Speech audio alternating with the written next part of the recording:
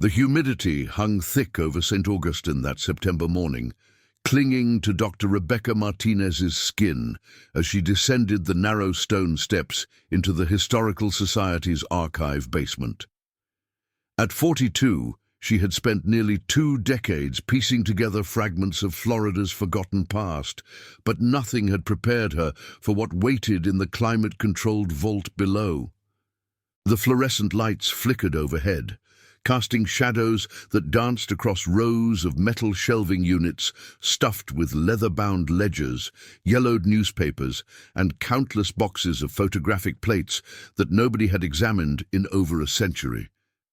Her assistant, Marcus Chen, followed close behind, his backpack clinking with the portable scanning equipment they would need for today's inventory project. Rebecca had learned about the uncatalogued collection from Helen Whitmore, the Society's retiring director, who had mentioned it almost as an afterthought during her farewell lunch 3 weeks earlier. Helen had seemed uneasy discussing it, her fingers trembling slightly as she pushed a manila folder across the table at the Spanish-themed restaurant where they had met. Inside were handwritten notes dating back to 1952, when the previous director had sealed an entire section of photographic materials with instructions that they remain undisturbed until proper preservation technology became available. Now, with state-of-the-art digital restoration capabilities at their disposal, Rebecca had received approval to finally open that sealed collection and document its contents. The vault door required 2 separate keys, both of which Helen had entrusted to Rebecca with an odd solemnity that still bothered her. As the heavy door swung open on protesting hinges, a wave of stale air rushed out, carrying with it the distinct scent of deteriorating cellulose nitrate and something else Rebecca couldn't quite identify, something organic and unsettling. Marcus coughed and pulled his shirt over his nose. The vault's interior stretched back further than Rebecca had expected, maybe 30 feet deep and 15 feet wide, with floor-to-ceiling shelving on both sides. Everything was coated in a fine layer of dust that had accumulated despite the supposedly sealed environment. They worked methodically through the morning, cataloguing box after box of glass plate negatives, daguerreotypes, and early paper prints. Most depicted the expected subjects, prominent families posing stiffly in their finest clothes, ships in the harbour. Street scenes from the late 1800s, when St. Augustine was transforming from a sleepy Spanish outpost into a fashionable winter resort for wealthy northerners.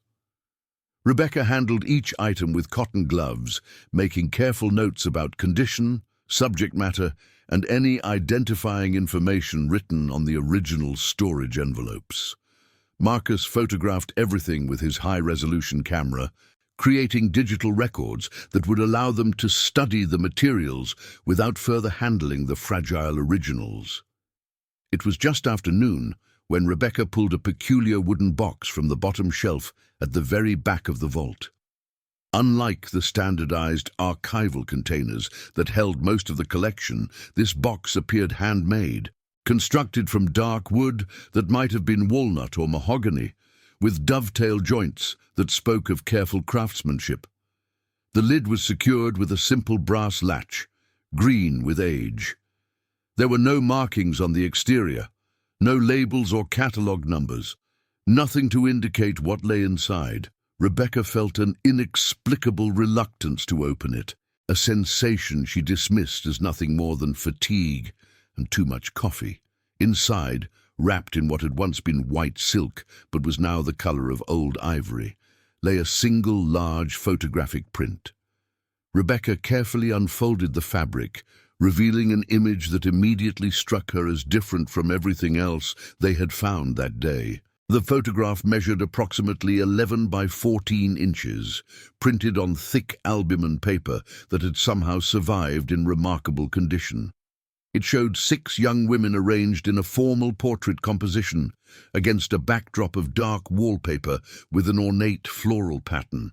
They ranged in age from what appeared to be about 16 to perhaps 30, all wearing high-necked dresses in the fashion of the late 1870s. Their faces were solemn, almost severe, as was typical for photographs of that era when subjects had to remain absolutely still during long exposure times. But there was something else. Something that made Rebecca's skin prickle with unease. The young women's eyes held an expression she had never seen in any historical photograph. A look that went beyond the usual stoic formality of Victorian portraiture. They looked terrified. Not the vague discomfort of people unused to being photographed, but genuine, bone-deep fear. Each pair of eyes seemed to plead directly with whoever might look at this image, begging for something Rebecca couldn't name. Their hands, positioned carefully in their laps or resting on the arms of chairs, were clenched so tightly that their knuckles appeared white, even in the sepia tones of the old print. Marcus leaned over her shoulder, and she heard his sharp intake of breath. "Jesus," he whispered. "Those women look absolutely petrified. What the hell happened to them?" Rebecca turned the photograph over carefully. On the back, written in faded brown ink in an elegant copperplate script, were 2 lines of text. The daughters of Samuel Blackwood, June 15th, 1878, St. Augustine, Florida. And below that, in what appeared to be different, shakier handwriting added later, "God forgive us all. May they find peace where they found none in life." The name Blackwood rang a bell somewhere in Rebecca's memory. She pulled out her phone and did a quick search, though she already suspected what she would find. Samuel Blackwood had been a prominent figure in post-Civil War St. Augustine, a wealthy merchant and landowner who had arrived from South Carolina in 1872 with substantial capital and quickly established himself as one of the city's leading citizens. He had built an impressive mansion on San Marco Avenue, served on the city council, and invested heavily in the railroad and hotel development that transformed the area during that period. Rebecca had come across references to him in various documents over the years, but had never paid particular attention. He seemed like dozens of other wealthy men who had shaped the city during that era. But as she continued reading on her phone, a darker picture began to emerge. Blackwood had died in 1881 under circumstances that the contemporary newspaper accounts described only as sudden and unexpected. His property had been sold off quickly, the mansion purchased by a consortium of investors and eventually demolished in 1923 to make way for commercial development. And there was something else, something that made Rebecca's pulse quicken. Blackwood had indeed had 6 daughters, but according to the genealogical record she found, all 6 had died within a 3-month period during the summer and fall of 1878. The causes of death were listed variously as consumption, scarlet fever, and influenza, which wouldn't have been unusual for that time period when such diseases could devastate entire families. Except that the photograph was dated June 15th, 1878, right at the beginning of that 3-month period. Rebecca looked again at those terrified faces, at the desperate plea in those eyes, and felt a chill despite the warm, stale air of the vault. She checked the dates again. Sarah, the eldest at 28, died June 29th. Catherine, aged 25, died July 8th. Mary, 23, died July 22nd. Elizabeth, 21, died August 10th. Margaret, 19, died September 3rd. And the youngest, Anne, just 17 years old, died September 27th. 14 days apart, almost like clockwork, each death spaced precisely 2 weeks from the previous one. Marcus was reading over her shoulder now, his earlier levity completely gone. "That's not a disease pattern," he said quietly. "Diseases don't kill people on a schedule like that. They either burn through quickly or they linger. They don't space out deaths at exact intervals."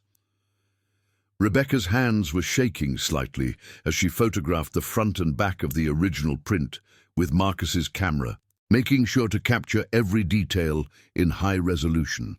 Something about this photograph demanded further investigation, and she felt an obligation to these 6 young women staring out from 147 years in the past. their fear preserved forever in silver and albumen. She carefully returned the print to its silk wrapping and placed it back in the wooden box, but she knew she would be coming back to it. This wasn't just another piece of local history to catalogue and file away. This was something else entirely. They finished their work in the vault by mid-afternoon, but Rebecca's mind remained fixated on the Blackwood photograph. She sent Marcus home and returned to her office on the second floor of the Historical Society building, where she had access to the organization's extensive research library and database. She pulled everything she could find related to Samuel Blackwood, spreading documents across her desk: property records, business correspondence, newspaper clippings, city council minutes, even his last will and testament. She ordered copies of death certificates for all 6 daughters from the state archives, paying extra for expedited processing. As evening settled over St. Augustine and the building emptied around her, Rebecca constructed a timeline of the Blackwood family's final year. Samuel had arrived in the city in late 1872, already a widower. His wife having died during childbirth back in South Carolina, he brought his 6 daughters with him, ranging then from age 12 to 24. He purchased a large lot on San Marco Avenue and oversaw the construction of what contemporaries described as a grand mansion in the Southern style, completed in early 1874. The family quickly integrated into St. Augustine's social elite. The daughters were noted for their beauty and refinement, frequently mentioned in the society pages, attending various functions and charitable events. But then, starting in 1876, the mentions of the Blackwood daughters in the social columns began to decline. By early 1878, they had stopped entirely. Rebecca found this odd. Young women from wealthy families, especially unmarried ones, would typically have been highly visible in the social scene, attending balls, teas, and other gatherings. Their sudden withdrawal suggested something had changed. Illness perhaps, or scandal, or something else that made their father keep them sequestered away from public view.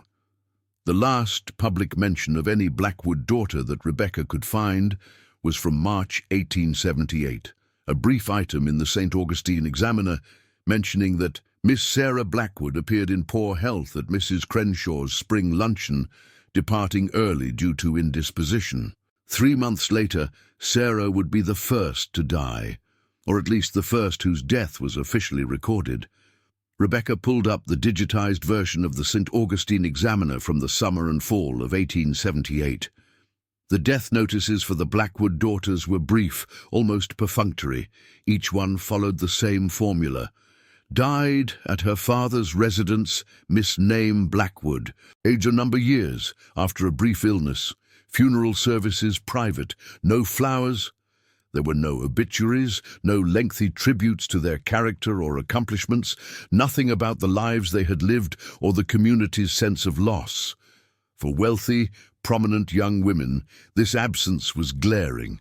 Even more disturbing, Rebecca couldn't find any record of where the daughters were buried.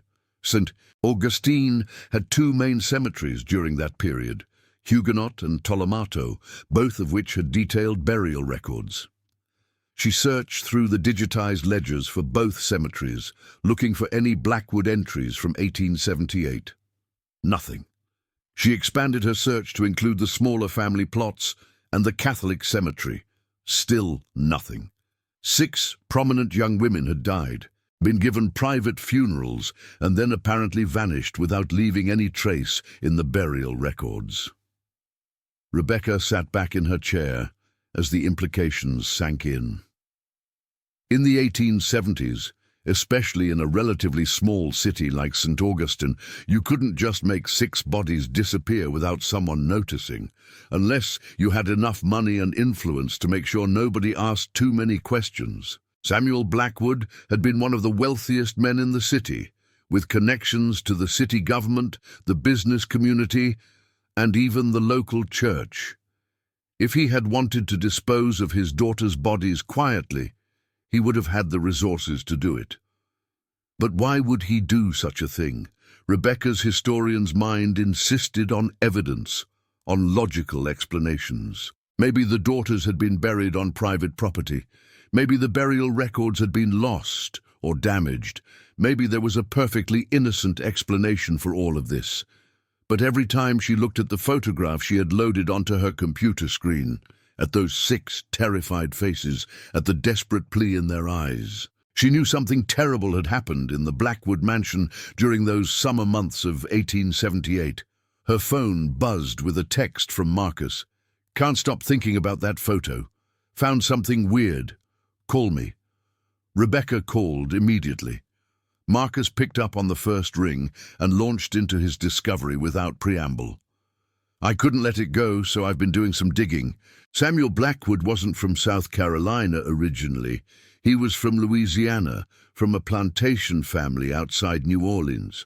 And here's the thing, he had another wife before the one who supposedly died in childbirth. Her name was Marianne, and she disappeared in 1856, just vanished one day, no body ever found. Blackwood claimed she ran off with a traveling merchant, but Marianne's family never believed it. They actually tried to bring criminal charges, but Blackwood had connections and nothing came of it." Rebecca felt her mouth go dry. "Send me everything you found." "There's more," Marcus continued, his voice tight with tension. "After his second wife died, Blackwood moved around a lot. He was in Georgia for a while, then Alabama, then Mississippi, staying in each place for just a few years. And in each place, I'm finding these weird gaps in the historical record around the time he lived there.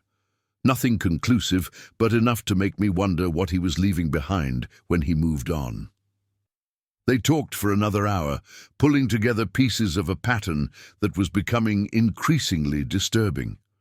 Samuel Blackwood appeared to be a man who left troubling mysteries in his wake, a man who moved frequently, who had lost multiple women from his life under questionable circumstances, and who had finally settled in St. Augustine, where his 6 daughters had died in a mathematically precise sequence that defied natural explanation.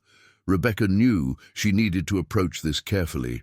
The Blackwood family was long dead, but making accusations about historical figures required solid evidence. She couldn't just go public with wild theories based on a creepy photograph and some suspicious coincidences. She needed facts, documentation, proof. And most importantly, she needed to know what had really happened to those 6 young women and where their bodies had ended up.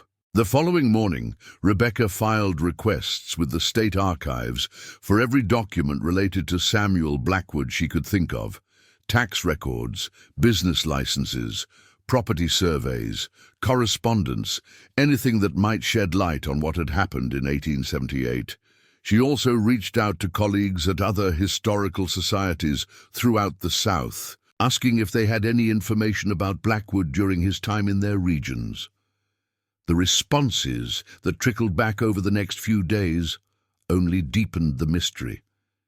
In Georgia, a historian mentioned that Blackwood had owned a large house outside Savannah that had burned down under mysterious circumstances.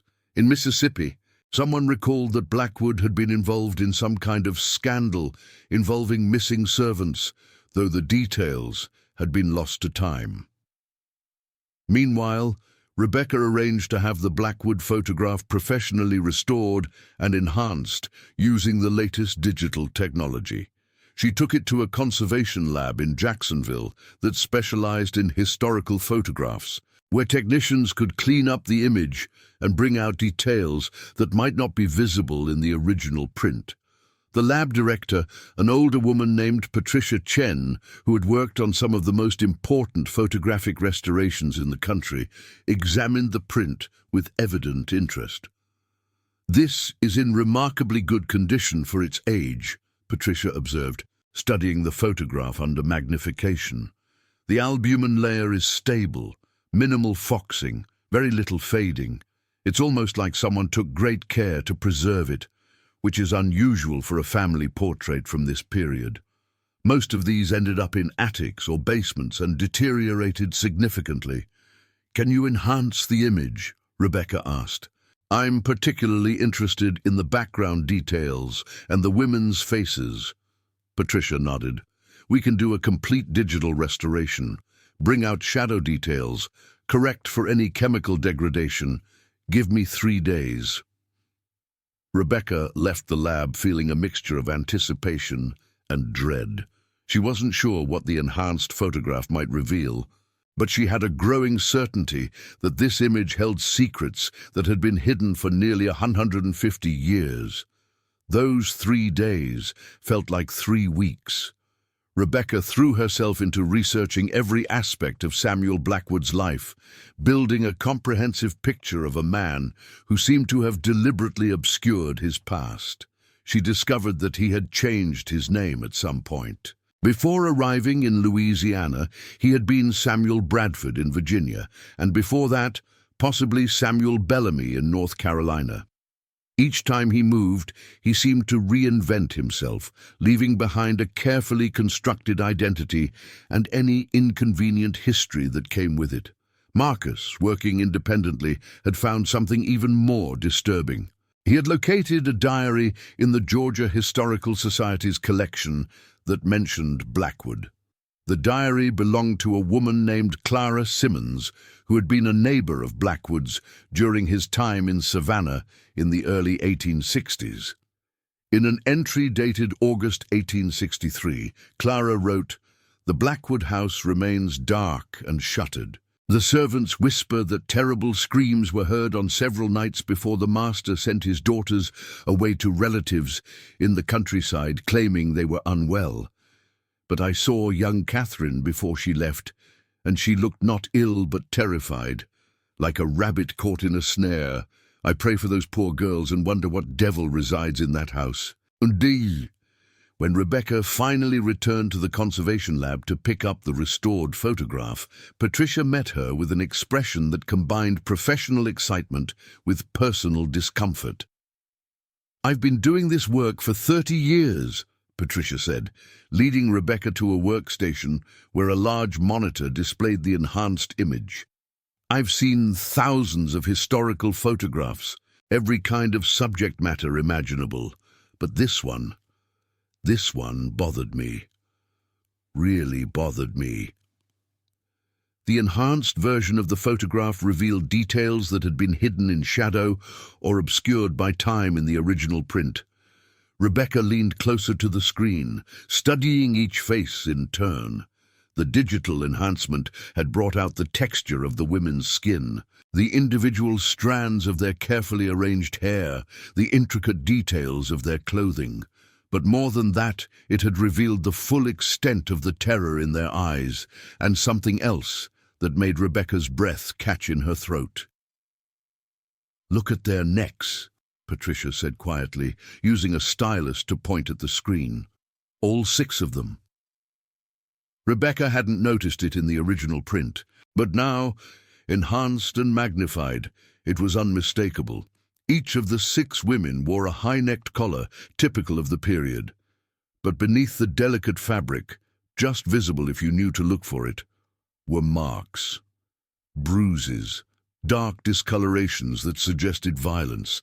And on 3 of the women, partially hidden by their elaborate hairstyles, there appeared to be injuries to their heads, faint but visible shadows that indicated trauma.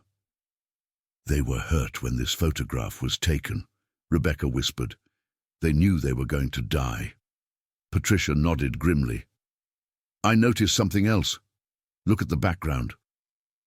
The wallpaper pattern that had seemed merely decorative in the original print now revealed itself in disturbing detail. What Rebecca had taken for ornate floral designs were actually something else entirely. Scattered among the conventional decorative elements were symbols, arcane and unsettling, the kind of imagery associated with certain occult practices that had been popular among some members of the wealthy class during the Victorian era. But there was something else visible now too. In the shadows to the left of the seated women, the faint outline of a figure barely visible standing in what must have been a doorway. The figure was tall, masculine, and appeared to be watching the women with what could only be described as proprietorial satisfaction. "I enhanced that area as much as I could without introducing artifacts," Patricia said, manipulating the image to focus on the shadowy figure. "I think that's Samuel Blackwood. He was in the room when this photograph was taken, watching while his daughters sat for what they must have known would be their final portrait." Rebecca felt sick. The photograph wasn't just a family portrait. It was a record, a trophy, a documentation of what Blackwood was about to do to his own daughters. He had staged this, carefully arranged them, made sure their terror was captured forever in silver and chemicals. But why? What kind of father would do such a thing to his own children? The answer to that question began to emerge over the following weeks as Rebecca's research requests started bearing fruit. The state archives sent copies of the death certificates for all 6 Blackwood daughters. Rebecca spread them across her desk and studied them carefully. Each certificate was signed by the same physician, a Dr. Nathaniel Morse. A little research revealed that Morse had arrived in St. Augustine at roughly the same time as Blackwood, had a medical practice that primarily served wealthy clients, and had died in 1882, just a year after Blackwood himself had passed. What struck Rebecca as significant was that Morse had no family in St. Augustine, no wife or children, no close friends that she could identify. He had lived alone in a small house on Charlotte Street, seen patients by appointment only, and kept largely to himself. After his death, his property had been sold to pay debts, suggesting that despite his presumably lucrative practice, he had not accumulated much wealth. Or perhaps, Rebecca thought darkly, he had been paid in ways that didn't show up in financial records, paid to keep quiet about what he knew, paid to sign death certificates for women who might not have died from the causes he listed. The most chilling discovery came when Rebecca finally located the property survey for the original Blackwood mansion. The house had occupied a lot that was now part of a parking structure, but the survey included detailed architectural drawings that had been filed with the city in 1874. The mansion had been enormous, nearly 8,000 square feet across 3 floors, with all the amenities expected of a wealthy man's residence. But there was something else shown on the architectural plans, something that had been marked private storage in the basement level, a room approximately 15 feet by 20 feet, accessible only through a hidden door from the main basement, with walls noted as being double-thickness brick with iron reinforcement. Rebecca knew what she was looking at: a cell, a prison. Samuel Blackwood had built his grand mansion with a secret room designed to hold someone captive, soundproofed and reinforced to prevent escape. And she was becoming increasingly certain that his 6 daughters had spent their final months locked in that room, waiting their turn as their father systematically murdered them, one every 2 weeks, according to some twisted schedule only he understood. But proving any of it, would require finding evidence that had been buried for nearly a century and a half. Rebecca knew she needed to search the site where the Blackwood mansion had stood, but the parking structure that now occupied that space was 3 levels of concrete and steel, with no easy way to access the ground beneath. She started making calls, trying to find someone who could help her obtain permission to dig. But the property was privately owned, and the owners were not interested in having their parking structure disrupted for a historical investigation. Frustrated but undeterred, Rebecca turned to another angle. If Blackwood had buried his daughters somewhere, there would be physical evidence. Bodies, even 147 years old, left traces. She contacted the anthropology department at the University of Florida and explained what she had found, carefully framing it as a historical mystery rather than making direct accusations of murder.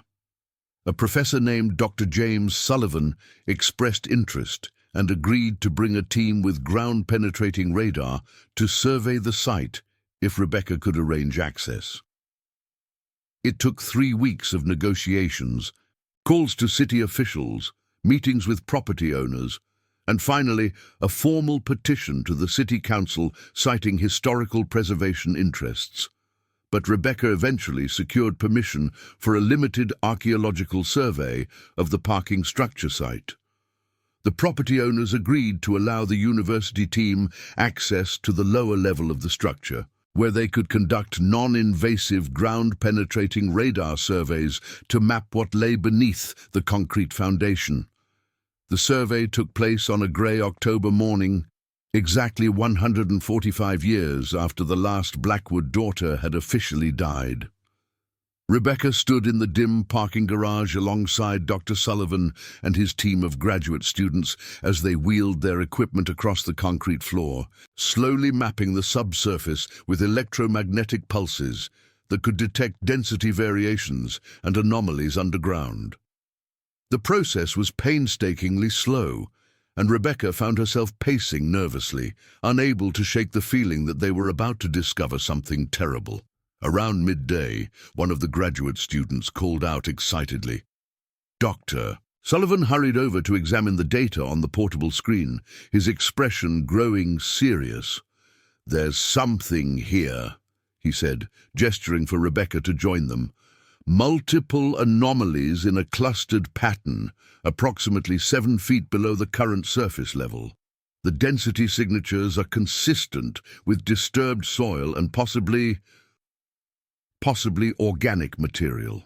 Rebecca felt her pulse racing. How many anomalies?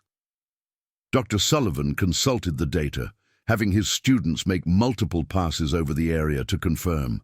6 distinct signatures, arranged in 2 rows of 3, each approximately 6.5 feet long and 2 feet wide. Based on the depth and the surrounding soil signatures, I would estimate these have been there for well over a century. 6 graves, 6 daughters. The mathematics of it made Rebecca's skin crawl. Blackwood had buried them right there, beneath his own house, where he could walk over them every day. The parking structure had been built directly on top of what amounted to his private cemetery, sealing the evidence under tons of concrete and steel. "We need to excavate," Rebecca said firmly. "We need to prove what's down there." Dr. Sullivan shook his head slowly. "That's going to require a full archaeological dig, which means permits, funding, property owner consent for potentially destructive excavation. We're talking months of bureaucracy at minimum. And even then, if there are human remains, this becomes a criminal investigation, or at least a medical examiner situation. This isn't going to be quick or easy, but Rebecca had already made up her mind.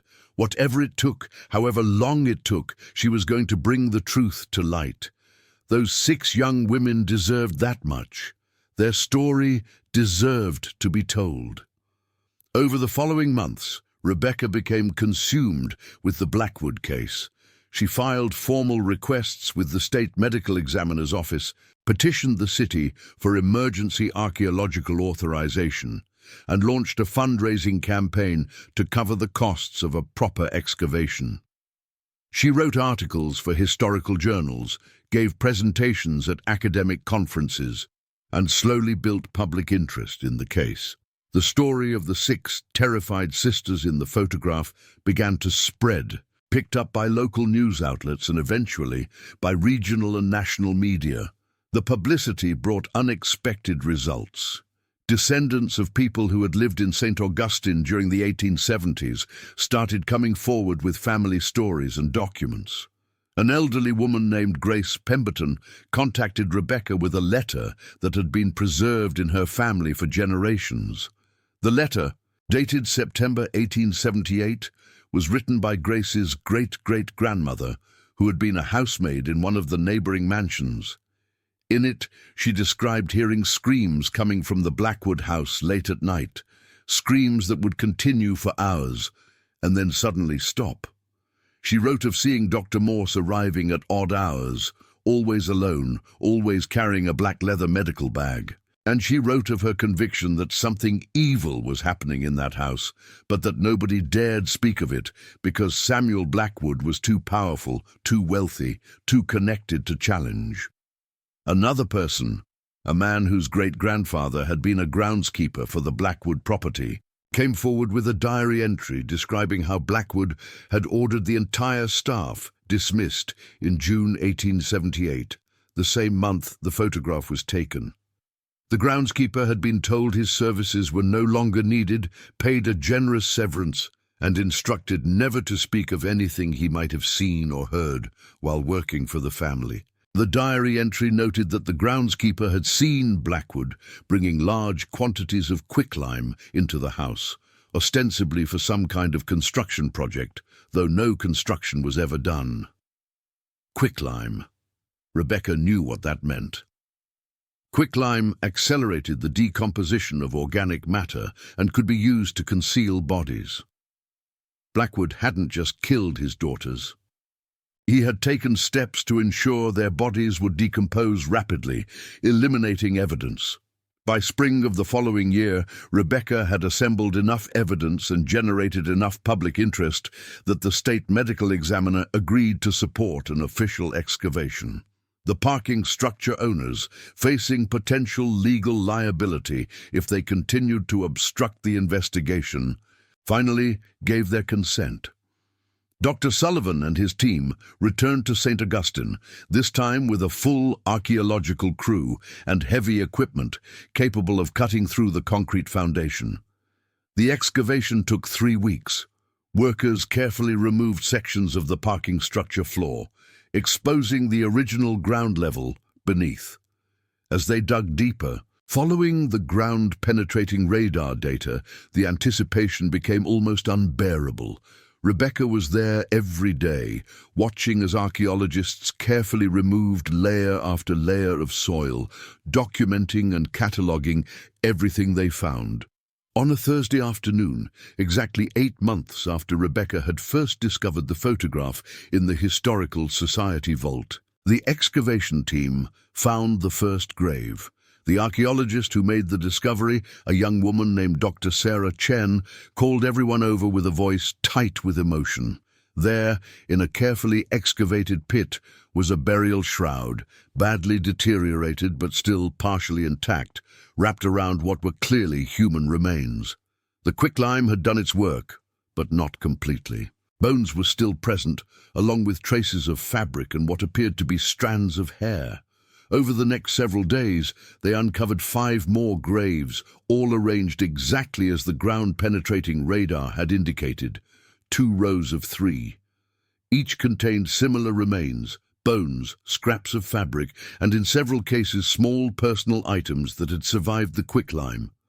A locket, a hair comb, a small book of prayers, items that the young women had been buried with, the only possessions they had been allowed to take to their graves. The medical examiner's office took custody of the remains, and forensic anthropologists began the painstaking work of analysis. It would take months to complete, but preliminary findings were already disturbing. All 6 sets of remains showed evidence of trauma, fractured skulls, broken bones, damage consistent with sustained violence over a period of time. One of the forensic anthropologists, reviewing the findings with Rebecca, pointed out that the pattern of injuries suggested systematic torture rather than a sudden, violent death. These women had suffered extensively before they died. DNA analysis confirmed what Rebecca already knew in her heart. These were the remains of the 6 Blackwood daughters. Genealogical databases provided enough genetic comparison points from distant relatives to make positive identifications. Sarah, Catherine, Mary, Elizabeth, Margaret, and Anne Blackwood had been found at last, 147 years after their father had buried them in his basement. But the question that haunted Rebecca, that kept her awake at night, was why? Why would a father murder his own children in such a horrific manner? What kind of madness or evil could drive someone to such acts? The answer, when she finally found it, came from an unexpected source and revealed a darkness that went even deeper than she had imagined.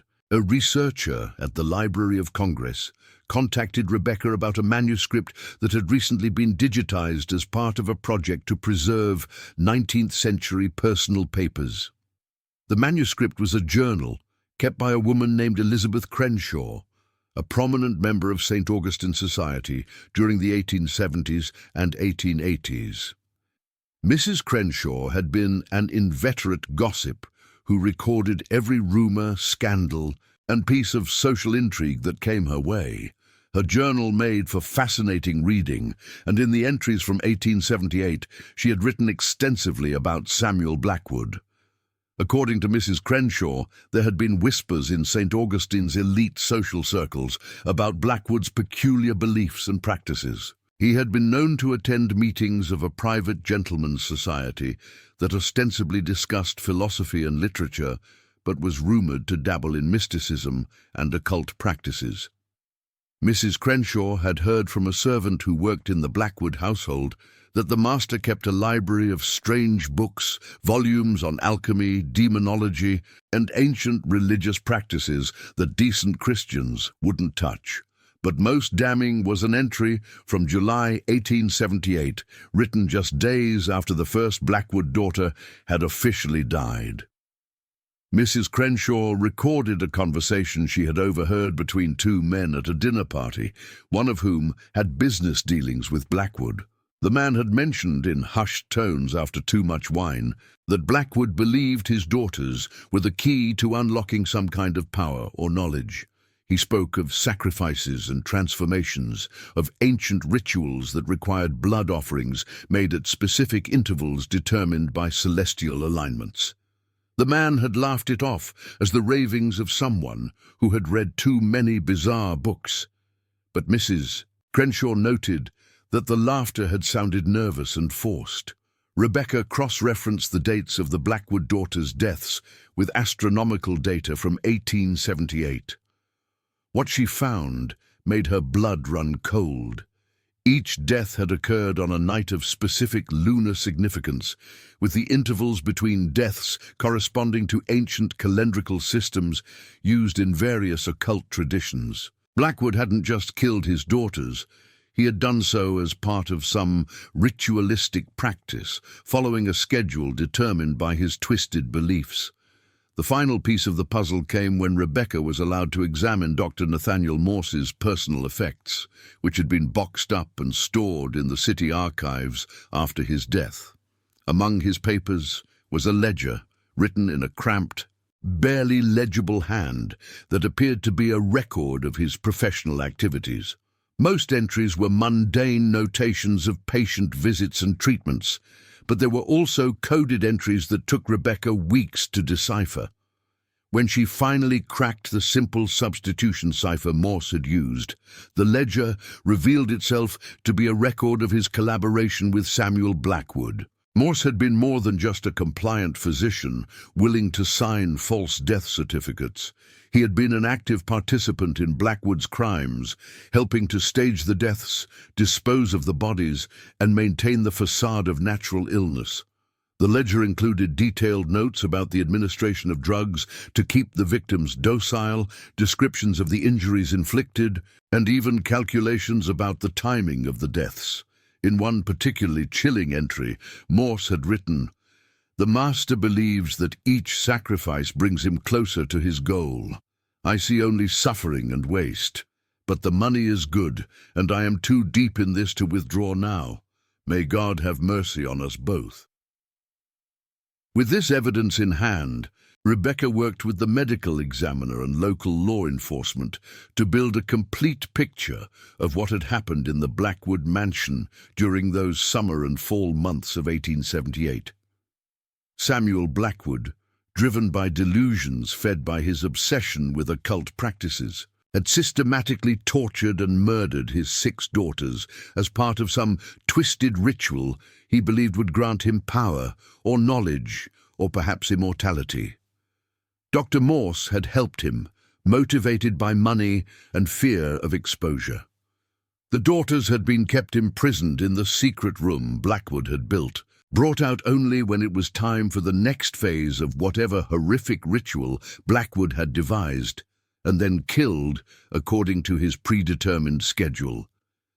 The photograph, that terrible photograph with their terrified faces, had been taken as a record, a before image that Blackwood could look at and remember their fear.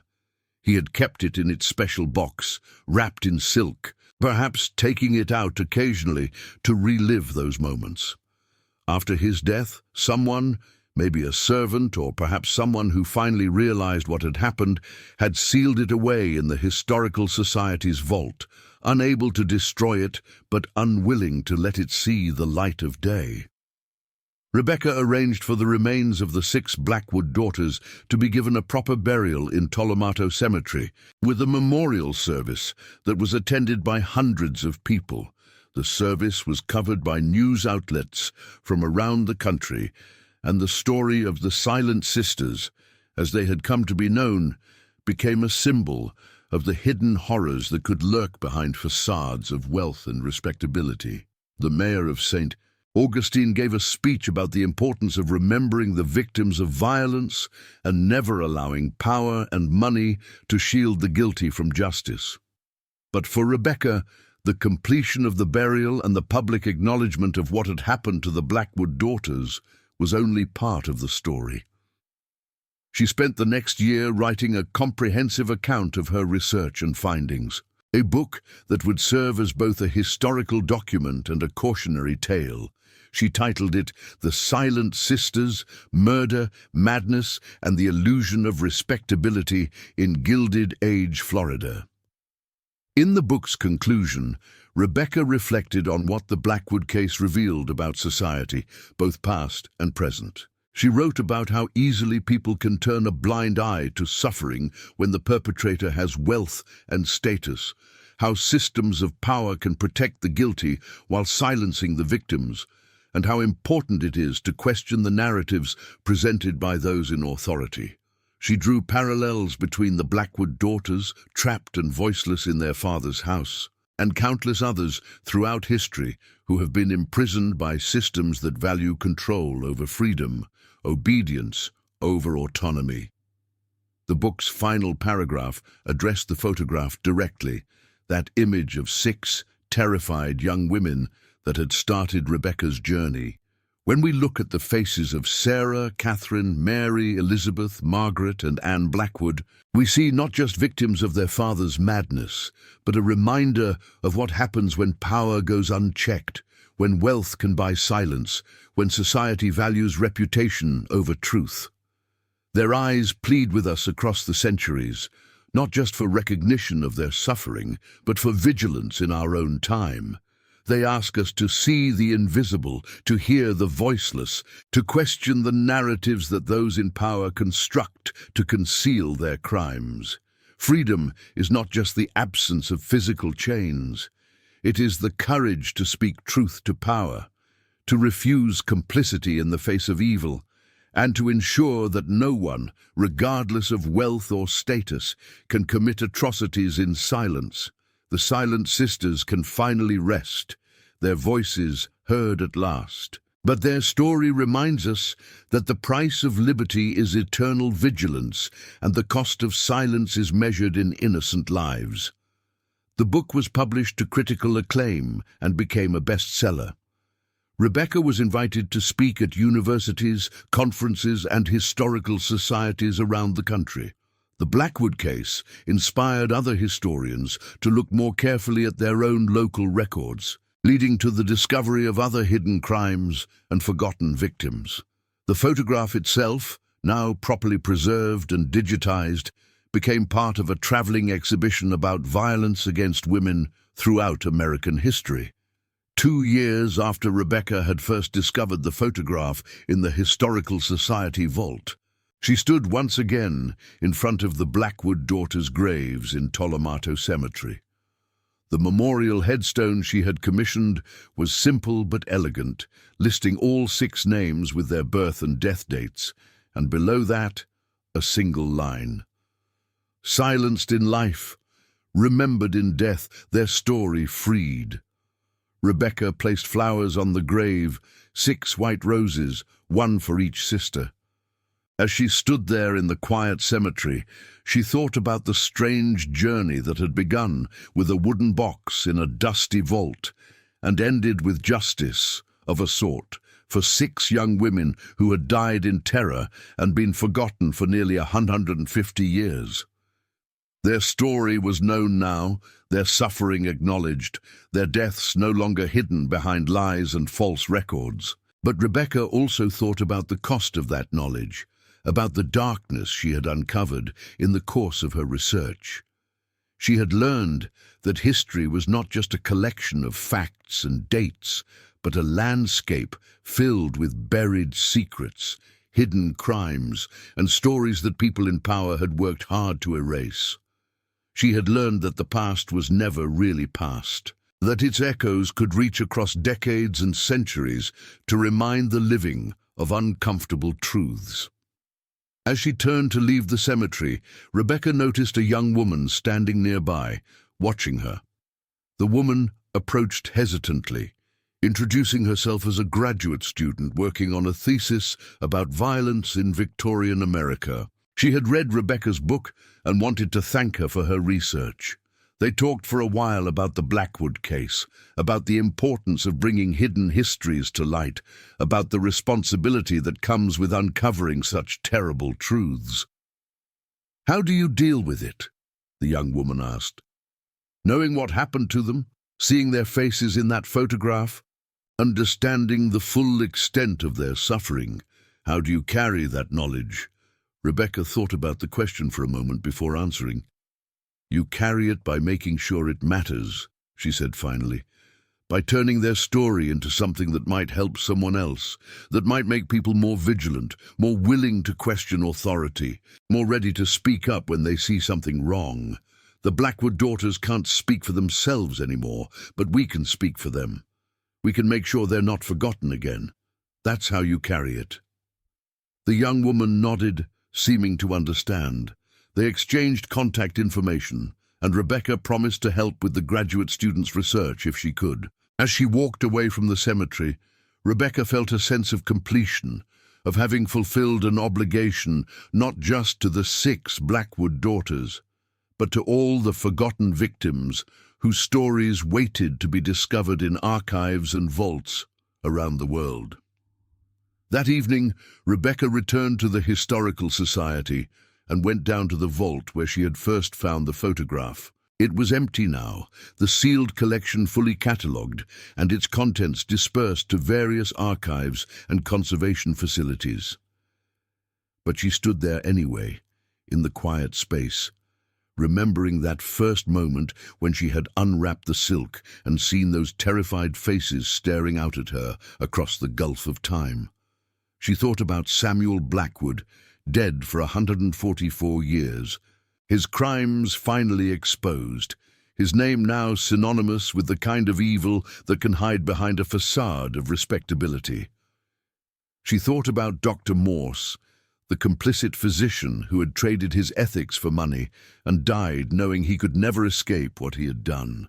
And she thought about the 6 sisters, imprisoned and murdered by the man who should have protected them. Their voices silenced for more than a century until a historian in a dusty vault had heard their plea. Rebecca left the vault and locked it behind her, but she knew she would never truly leave the story of the Blackwood daughters behind. It had become part of her, part of how she understood history and her responsibility as a historian. The photograph still haunted her. Those eyes still pleaded with her in her dreams, but now they no longer pleaded just for recognition. They pleaded for vigilance, for justice, for a world where such horrors could not be hidden behind wealth and power. As she drove home through the streets of St. Augustine, Rebecca passed the parking structure that now stood where the Blackwood mansion had once loomed over San Marco Avenue. The building was ordinary, functional, utterly unremarkable. There was no historic marker, no indication that beneath its concrete floors lay the graves of 6 murdered young women. But Rebecca knew, and now the world knew, and that knowledge was a kind of memorial more lasting than any plaque or monument. The Blackwood daughters had been silent in life, voiceless in death. But Rebecca had given them back their voices. Their story would be told and retold, studied by students, discussed by historians, remembered by anyone who cared about truth and justice. They would never be forgotten again. And in a world where power still too often protected the guilty and silenced the innocent, their story served as a reminder that silence was not inevitable, that truth could be uncovered, that the dead could speak if someone was willing to listen. Rebecca parked her car and sat for a moment before going inside, looking up at the stars that hung over St. Augustine, just as they had hung over the city in 1878, when 6 sisters had died, according to their father's mad calendar. The same stars, the same moon, but a different world. A world where their story was known, where their suffering was acknowledged, where their plea for freedom had finally been heard. She thought about the last line of her book, about vigilance and the price of liberty, and she knew that the story of the Silent Sisters was not just a historical curiosity or a tale of past horrors. It was a warning, a reminder that the battle for human dignity and freedom was never truly won, that each generation had to fight anew to protect the vulnerable and hold the powerful accountable. The Blackwood daughters had paid the ultimate price for their father's madness and society's willingness to look away. Their memorial was not just in the cemetery where they now rested, but in the lesson their story taught about the cost of silence and the value of speaking truth. Rebecca went inside, knowing that tomorrow she would continue her work, searching through archives and vaults for other forgotten stories, other hidden truths, other voices that needed to be heard. The Blackwood case had taught her that history was not just about preserving the past, but about understanding how that past echoed into the present, about using knowledge of yesterday's failures to build a better tomorrow. The 6 sisters had been freed from their father's grave and from history's silence. Their voices, silent for so long, now spoke loud and clear, a testament to the power of truth and the enduring human need for justice, recognition, and freedom.